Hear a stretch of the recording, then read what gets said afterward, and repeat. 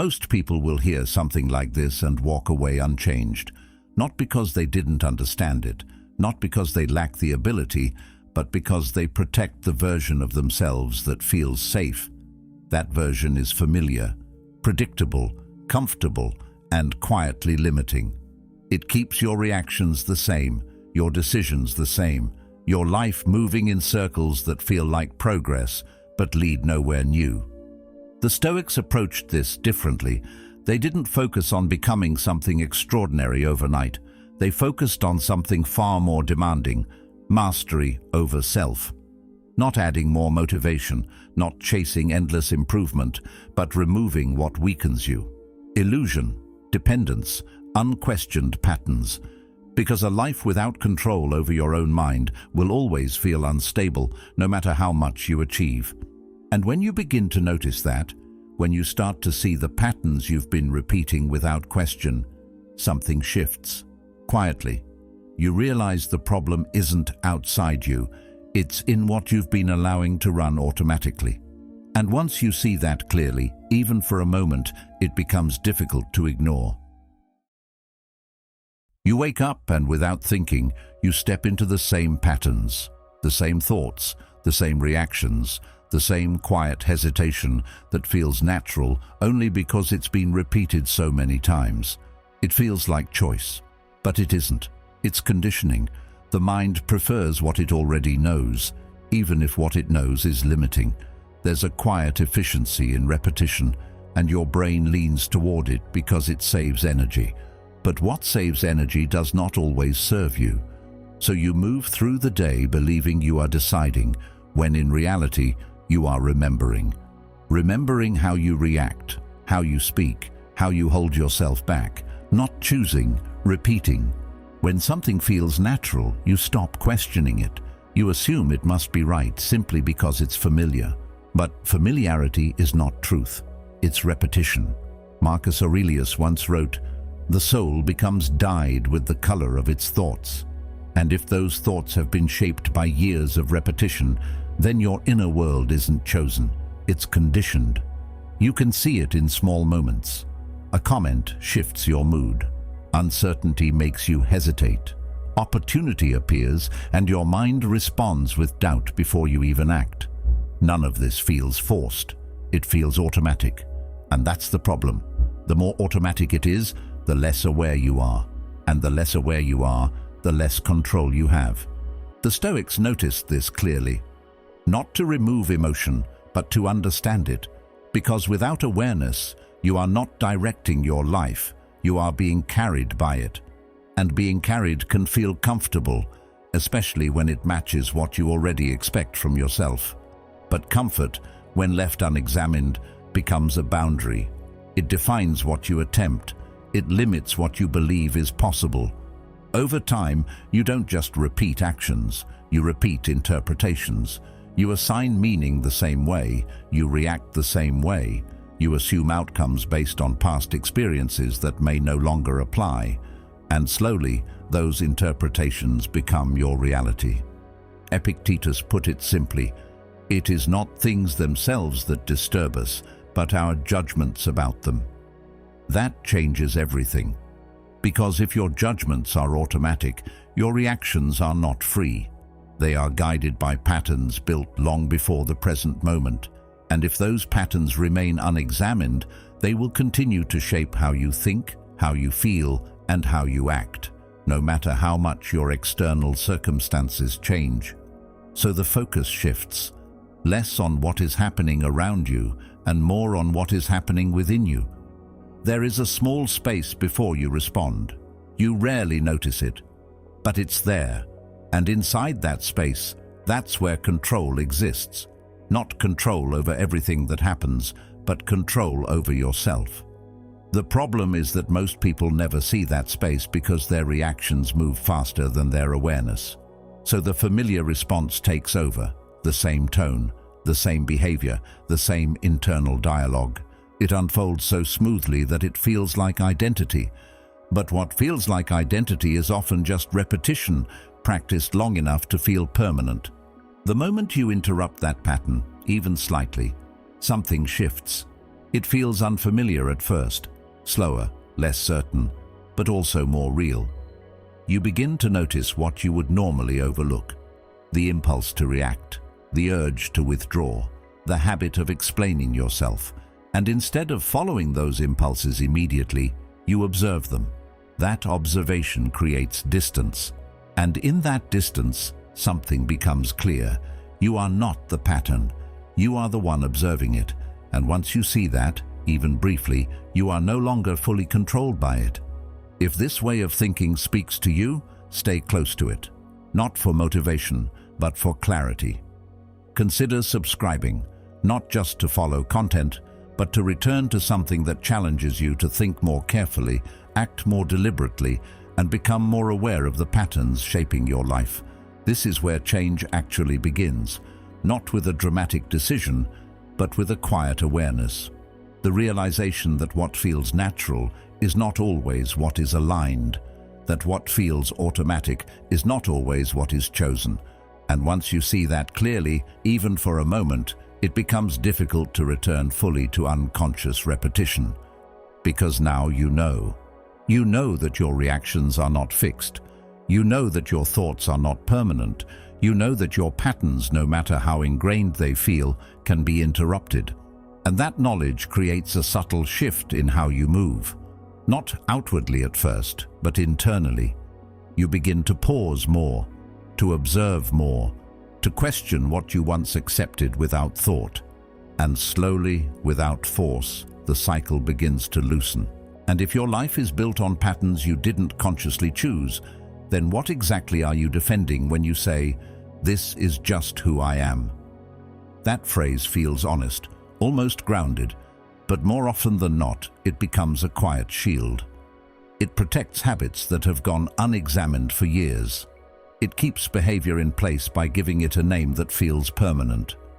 The moment something is labeled as identity, it becomes harder to question and even harder to change. But identity, when looked at closely, is rarely something solid. It is a collection of repeated decisions, reinforced over time, until they begin to feel automatic. And what feels automatic begins to feel true. There is a subtle comfort in believing that who you are is fixed. It removes responsibility. It explains away hesitation. It justifies limitations without requiring you to confront them. But that comfort comes at a cost, because if you accept your current patterns as permanent, you also accept the outcomes they produce. You accept the same results, the same frustrations, the same internal conflicts. Seneca once wrote, "We suffer more often in imagination than in reality." And part of that suffering comes from the stories we tell ourselves about who we are.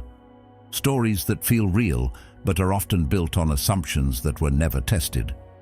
When you say, "This is just who I am," what you are often saying is, "This is what I have practiced the most." You have practiced reacting a certain way. You have practiced thinking a certain way. You have practiced avoiding certain actions and repeating others. Over time, that practice becomes second nature. But second nature is not the same as true nature. It is simply familiar. And familiarity has a way of convincing you that change is unnatural when in reality it is just unfamiliar. The Stoics approached this differently. They did not see character as something to uncover, but something to build. Not something hidden deep inside you, waiting to be discovered, but something formed through consistent, deliberate action. This shifts the entire perspective, because if character is built, then it is also adjustable. It can be refined, strengthened, redirected, but only if you are willing to question what you have been repeating without awareness. That questioning requires honesty, and honesty is rarely comfortable. It means noticing the moments where you default instead of decide. The moments where you hesitate not because you must, but because you are used to it. The moments where you tell yourself a familiar story instead of examining whether it still holds any truth. These moments are easy to ignore because they feel small, but they are not. They are the foundation of everything that follows. Carl Jung expressed this idea with clarity when he said, Until you make the unconscious conscious, it will direct your life, and you will call it fate.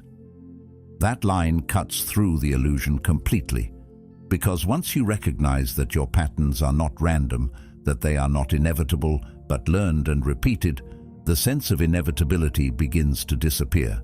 What once felt like fate starts to look like habit, and habits, unlike fate, can be changed. But change does not begin with force. It begins with awareness, the ability to see a pattern as it is happening, not after it has already played out, to catch the thought before it becomes a belief, to notice the impulse before it becomes an action. This requires a level of attention that most people are not used to maintaining, not because it is impossible, but because it has not been practiced. The challenge is that this moment often feels uncomfortable. The familiar response is easier. It requires no effort, no thought. It flows naturally. Choosing differently, on the other hand, feels uncertain. It requires presence. It requires you to act without the reassurance of habit. And because of that, many people return to what they know, even when what they know is limiting. But the more you notice this pattern, the harder it becomes to ignore. You begin to see how often you participate in your own repetition, not because you want to stay the same, but because it has become automatic. And once you see that clearly, something shifts. You realize that you are not simply experiencing these patterns, you are reinforcing them. This realization is not meant to create guilt, it is meant to create clarity. Because when you see your role in maintaining a pattern, you also see your ability to interrupt it. You are no longer just reacting, you are participating, and participation can be changed. The Stoics believed that control begins within, not in the sense of controlling everything, but in the sense of directing your own responses. This does not mean suppressing emotion or denying difficulty. It means recognizing that between what happens and how you respond, there is space, and within that space, there is freedom. Over time, as you continue to observe and adjust, something subtle begins to happen. The patterns that once felt automatic start to lose their grip. Not all at once, but gradually. You begin to respond with more intention. You begin to think with more clarity. You begin to act with more awareness. And these small shifts begin to accumulate. The phrase, "This is just who I am," starts to lose its hold. Not because you reject yourself, but because you understand yourself more clearly. You see that who you are is not a fixed point, but a process, a series of decisions repeated over time. And if those decisions can be repeated, they can also be changed. This is where real transformation begins. Not with a dramatic reinvention, but with a quiet refusal to continue repeating what no longer serves you. A willingness to pause, to observe, and to choose differently, even when it feels unfamiliar. Because unfamiliar does not mean wrong, it often means new. Because what feels natural is not always what is aligned with growth. It is simply what has been practiced the most.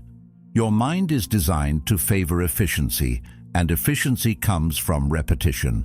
The more you repeat something, the easier it becomes. Eventually, it requires almost no effort at all. That ease creates a sense of correctness, even when the pattern itself is limiting.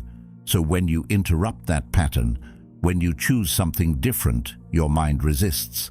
Not because the new action is wrong, but because it is unfamiliar. This is where most people stop. They interpret that resistance as a boundary instead of a signal that they are stepping outside of automatic behavior, a signal that something new is being introduced.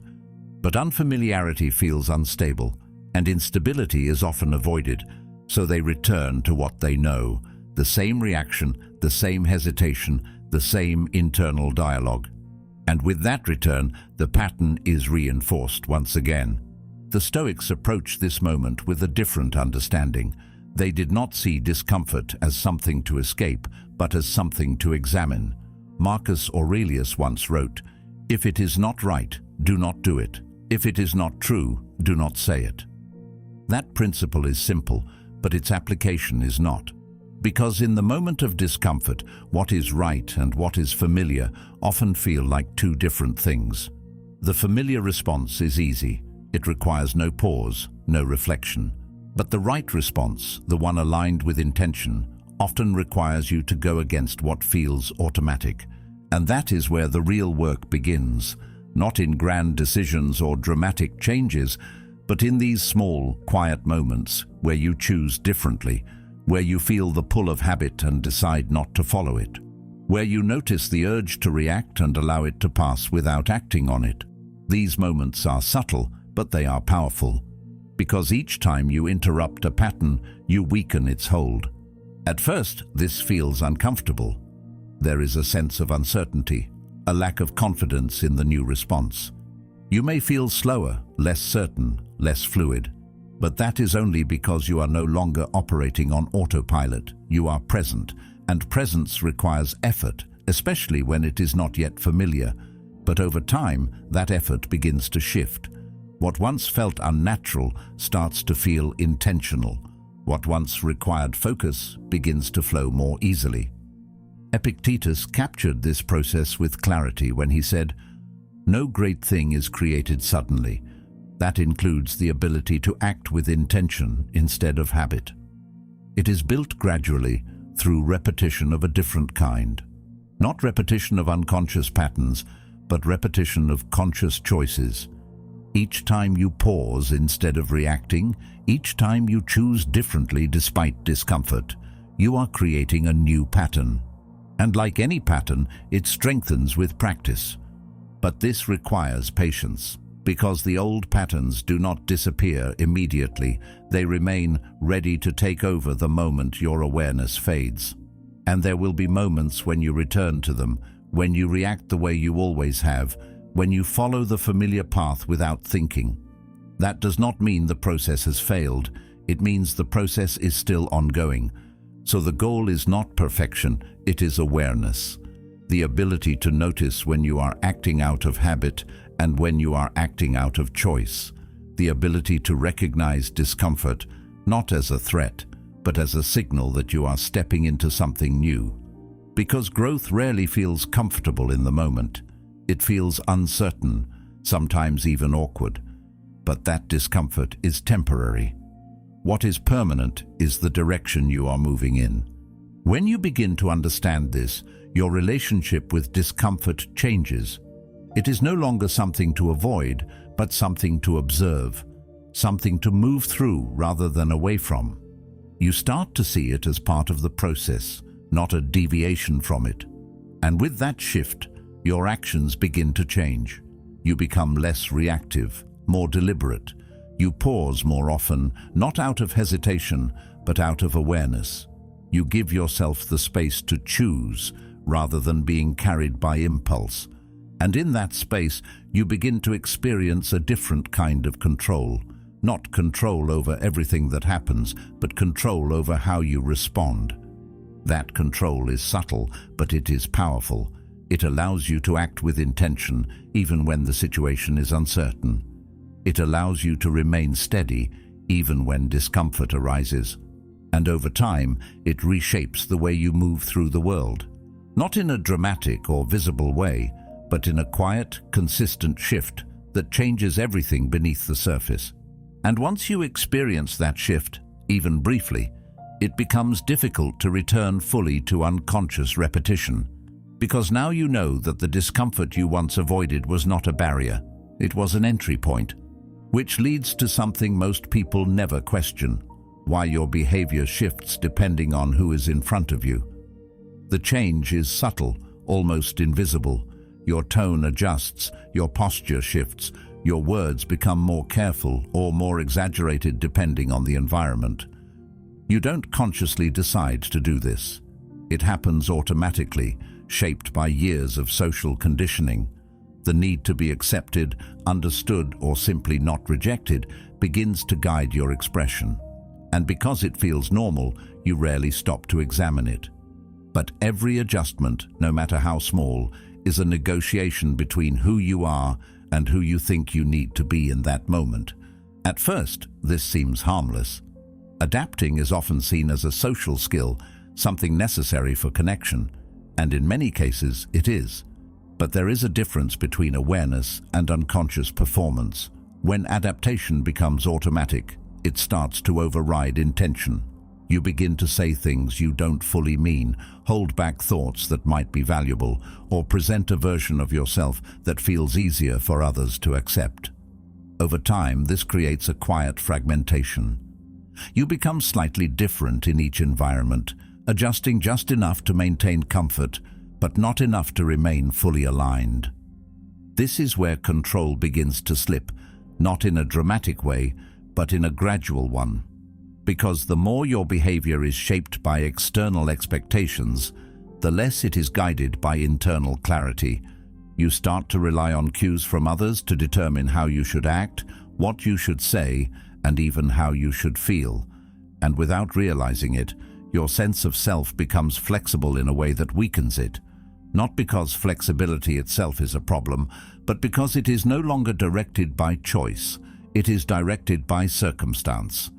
The Stoics paid close attention to this. They valued consistency, not as a rigid rule, but as a reflection of inner alignment. A person who is guided by clear principles does not need to adjust their core behavior depending on who is present.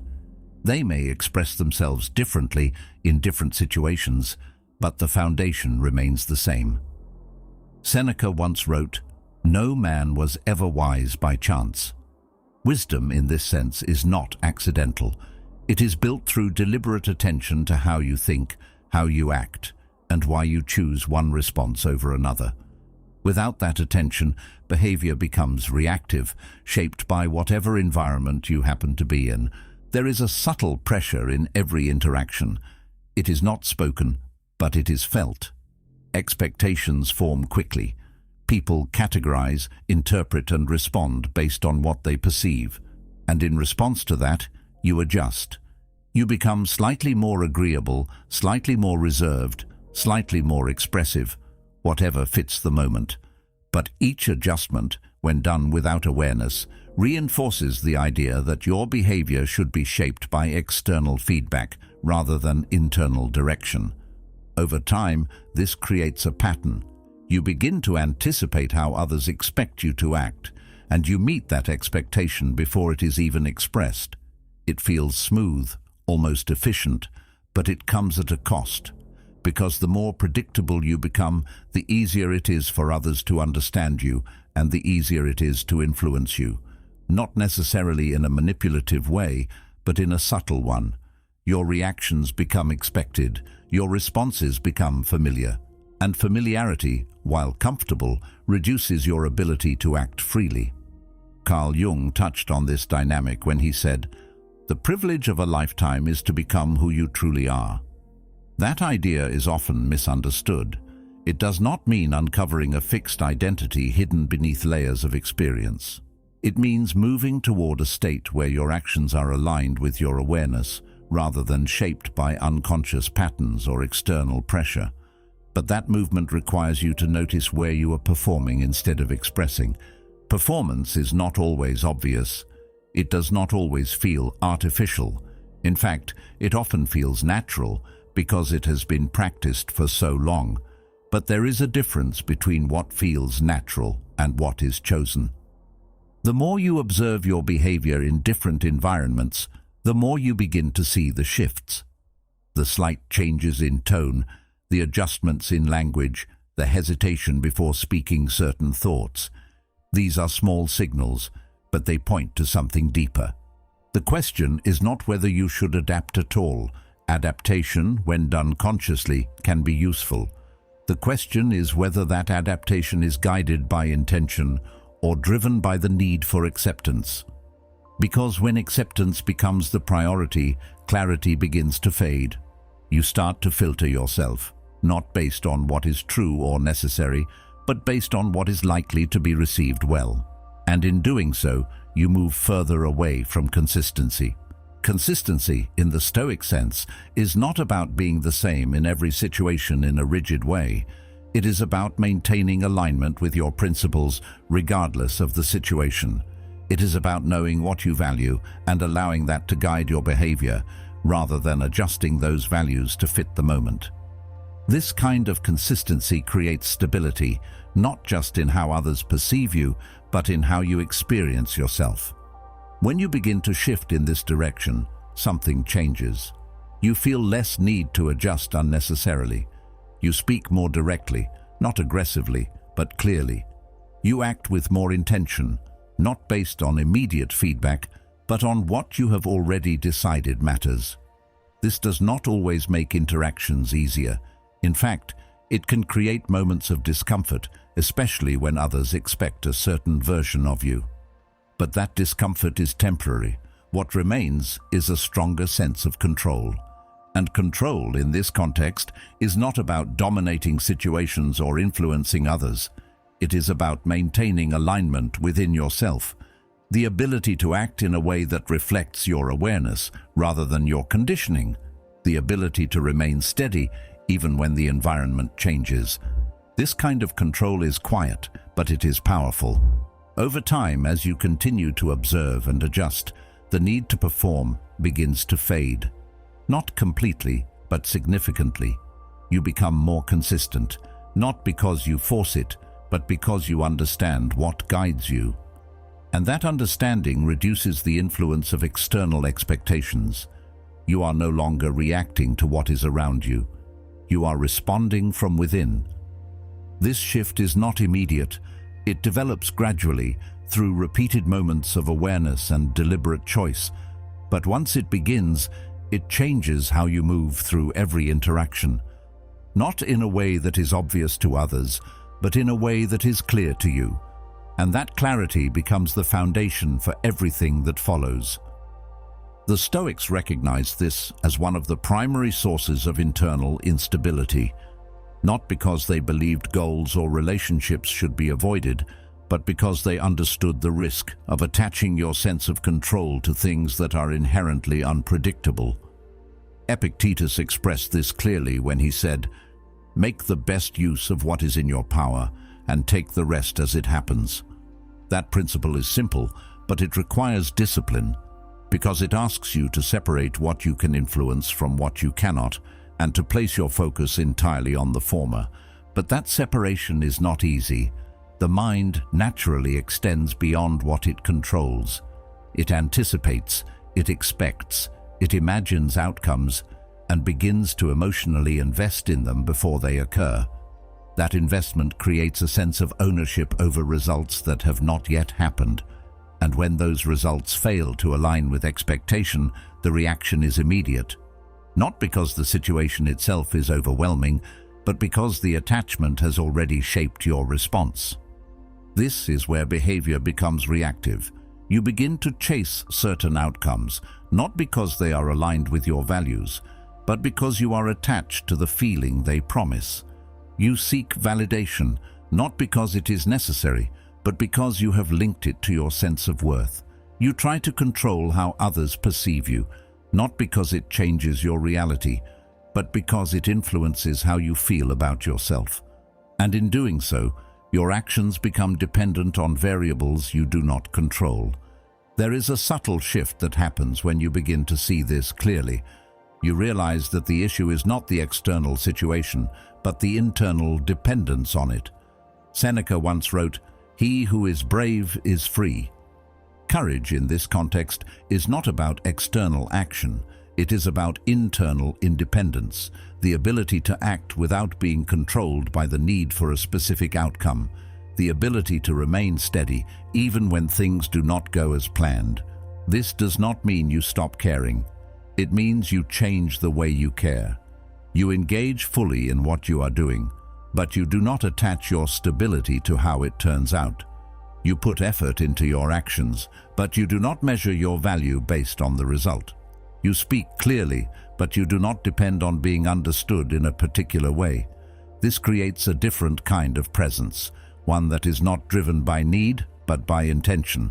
At first, this feels unfamiliar. There is a sense of letting go that can feel like losing control, even though it is the opposite. Because when you release attachment to outcomes, you are not becoming passive. You are becoming focused. Your attention is no longer divided between action and expectation. It is fully directed toward what you can influence in the moment, and that clarity improves the quality of your decisions. You begin to notice how much energy was previously spent on things that never fully belonged to you. Worry about how something will turn out, concern about how others will respond, the constant adjustment based on imagined reactions. When that energy is no longer invested in external uncertainty, it becomes available for something else, for presence, for clarity, for deliberate action. This shift changes the way you experience challenges. When something does not go as expected, the reaction is different. There is still awareness, still evaluation, but less emotional disruption, because the outcome was never fully under your control to begin with. What remains under your control is how you respond, how you adjust, and how you continue forward. And that is where stability is built. This does not remove uncertainty from life, it changes your relationship with it. Instead of trying to eliminate it, you learn to move within it without losing your center. You act, you adjust, you continue, but your stability remains anchored within your own decisions rather than external results. And as this becomes more familiar, something else becomes clear. The need for constant validation begins to fade. Not because validation disappears, but because it no longer holds the same influence. It becomes information, not a requirement. You can receive it without depending on it. You can move without waiting for it. And that independence allows you to act with a level of clarity that was not available before. This is where intention replaces need, where action is guided by choice rather than expectation. And in that shift, much of the internal tension that once shaped your behavior begins to dissolve, not completely, but significantly enough to change the way you move through every situation. So if your reactions are no longer automatic, and your stability is no longer tied to outcomes, something begins to change in the way you move through the world. It is not loud. It is not something others immediately notice, but internally there is a shift. You become quieter, not because you have less to say, but because you feel less need to say it. There is less urgency to explain yourself, less pressure to announce what you are about to do, less desire to turn every intention into words. And that quiet is not emptiness, it is control. At first, this can feel unfamiliar. You are used to filling space, used to expressing thoughts as they arise, used to clarifying your position so that others understand you. But as your awareness deepens, you begin to see how much of that expression was unnecessary, not harmful, but excessive. Words used to manage perception, to maintain connection, to seek acknowledgement. And once you see that clearly, something begins to fall away. You start to speak less, but with more precision. You begin to choose your words rather than release them automatically. This is not about becoming distant or unapproachable. It is about becoming intentional. There is a difference between silence that comes from avoidance and silence that comes from clarity. One is driven by fear, the other by control. When you are clear on what matters, you no longer feel the need to constantly express it. It is reflected in your actions instead. The Stoics understood the weight of unnecessary speech, not because speaking is wrong, but because unfiltered expression weakens focus. Epictetus once said, "Be mostly silent, or speak only what is necessary and in few words." That idea is not about restriction for its own sake. It is about preserving attention. Every word you speak directs energy. It shapes how others perceive you, but more importantly, it shapes how you experience yourself. The more you speak without intention, the more scattered that energy becomes. And when your energy is scattered, your direction becomes less clear. You begin to divide your focus between doing and explaining, between acting and presenting. You talk about what you plan to do, what you are thinking about doing, what you might do. And in that process, something subtle happens. The act of speaking creates a sense of progress, even when no action has been taken. It gives the illusion of movement without the substance of it. But when you begin to hold your intentions more quietly, something shifts. You remove that illusion. You no longer rely on words to create a sense of advancement. The only thing that produces that feeling is actual movement. And that changes your relationship with action. It becomes more direct, more grounded. You begin to build without needing to announce that you are building. This also changes how others interact with you. When you stop explaining every decision, stop revealing every thought, there is less for others to interpret, less for them to influence. Not because you are hiding, but because you are no longer offering unnecessary access. Your actions become clearer than your words, and that clarity creates a different kind of presence, one that is harder to define, but easier to respect. Marcus Aurelius once wrote, "Waste no more time arguing about what a good person should be one." That principle applies here with precision. The more you speak about your intentions, the more you remain in the realm of discussion. The moment you reduce that discussion and move into action, the need for explanation disappears. You are no longer describing a direction, you are following it. There is a certain discipline required to maintain this. The urge to speak does not disappear completely. There will be moments where you feel the need to share, to clarify, to express. And in some cases, that is appropriate. But the difference is that now it is a choice, not a reflex. You can recognize the impulse and decide whether it serves a purpose or not. Over time, this creates a more focused way of moving. Your attention is less divided, your energy is more concentrated. You spend less time managing perception and more time developing substance. And that shift, though quiet, is significant, because substance builds steadily, even when it is not visible. There is also a certain protection in this approach, not in a defensive sense, but in a practical one. The more you expose your intentions early, the more you open them to external influence. Opinions, doubts, expectations, these begin to shape your thinking before your actions have fully formed. And that can slow progress, sometimes without you even realizing it. When you move more quietly, you give your actions space to develop without interference. You allow your ideas to take form without being diluted by external input. And by the time you reveal them, they are no longer fragile. They are established.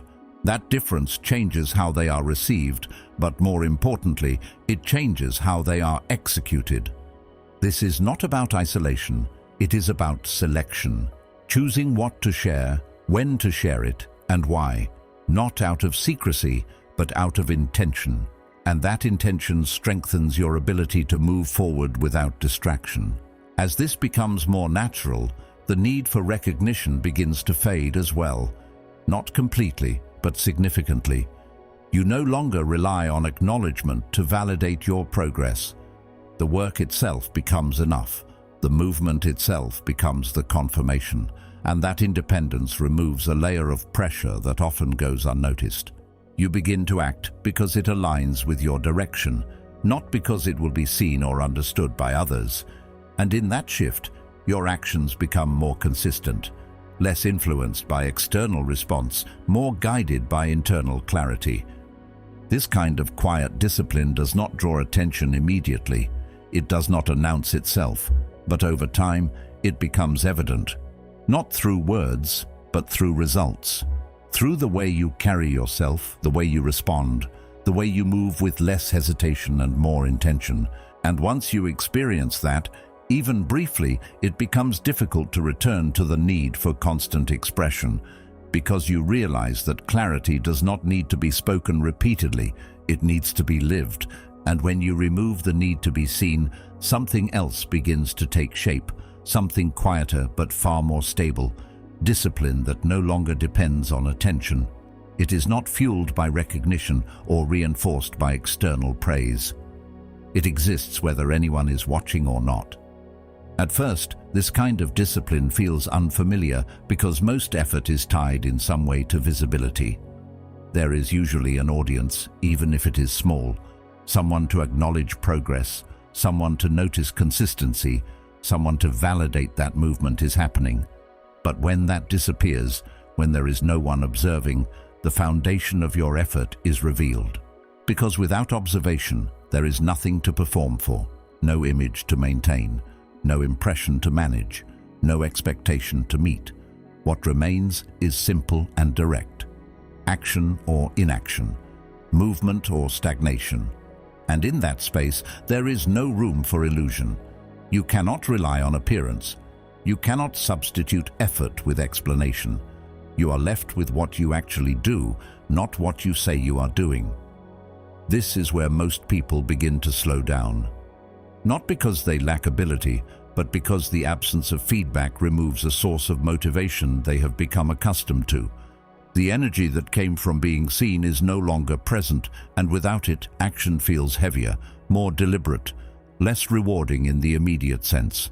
But this is also where something more durable begins to form, because when you continue without recognition, your reasons for acting begin to shift. You are no longer driven by how something looks. You are driven by what it builds. The Stoics practiced this kind of internal discipline deliberately. They understood that external validation is inconsistent. It appears and disappears without warning. And if your effort depends on it, your consistency will fluctuate with it. Seneca once wrote, "What progress, you ask, have I made? I have begun to be a friend to myself." That idea points to something often overlooked. Progress is not always visible from the outside. It is often internal, reflected in the way you think, the way you respond, the way you continue, even when no one is there to acknowledge it. There is a certain honesty in isolation that cannot be replicated in public. When you are alone with your effort, there is no distortion, no adjustment for appearance, no selective presentation. You see clearly what you are doing and what you are not. And that clarity, while sometimes uncomfortable, is necessary. Because without it, it is easy to believe that you are progressing when you are only maintaining the appearance of progress. This is where discipline becomes less about intensity and more about consistency. Not the kind of consistency that is driven by pressure, but the kind that is built through repetition without external reinforcement. You show up, not because it will be seen, but because it matters. You continue, not because it will be recognized, but because it aligns with what you have decided is important. At first, this feels quiet, almost unnoticed. But over time, it builds something solid, a form of reliability within yourself. You begin to trust your own actions, not because they are visible, but because they are consistent. That trust changes how you approach everything. You rely less on external structure and more on internal direction. There is also a certain resistance that develops. Not resistance to difficulty, but resistance to distraction. When you are not performing for an audience, there is less incentive to shift your behavior based on external input.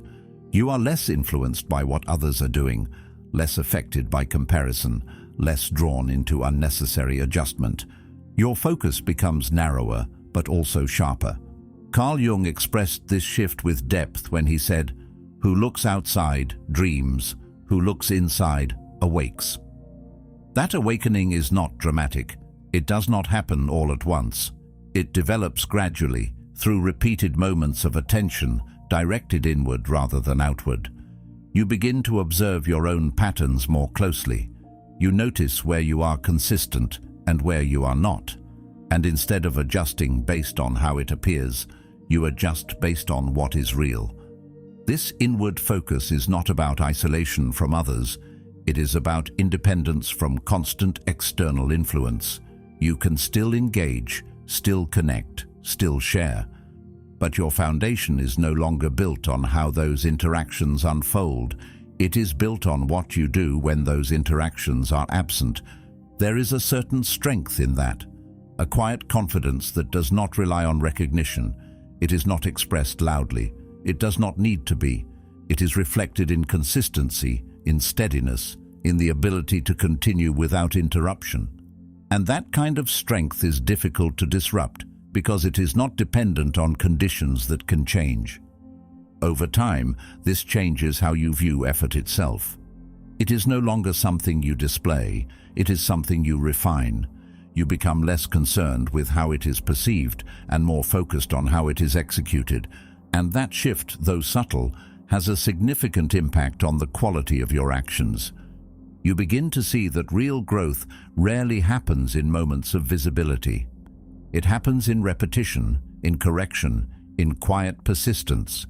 It happens when you continue, even when there is no immediate reward, no acknowledgement, no indication that what you are doing is being noticed. And in that process, you build something that is not easily shaken. Because when your discipline is no longer tied to attention, it becomes stable. It continues regardless of circumstance. It adapts without losing direction. And it allows you to move forward with a level of consistency that does not depend on anything outside of your own decisions. And once that becomes familiar, even briefly, the need for external validation begins to lose its influence, not because it disappears, but because it is no longer required. What remains is something quieter, but far more reliable, a discipline that exists whether it is seen or not. Most people will leave this moment and return to what's familiar, not because they have to, but because it's easier. But you don't have to follow that path again. You've seen enough to know that change doesn't come from waiting. It comes from deciding and then acting, even when it feels uncomfortable. If something in you has shifted, even slightly, don't let it fade. Stay with it, build on it, and if you're ready to go deeper, there's another video waiting for you on the screen right now that will take this even further. Thank you for being a part of Stoic Journal.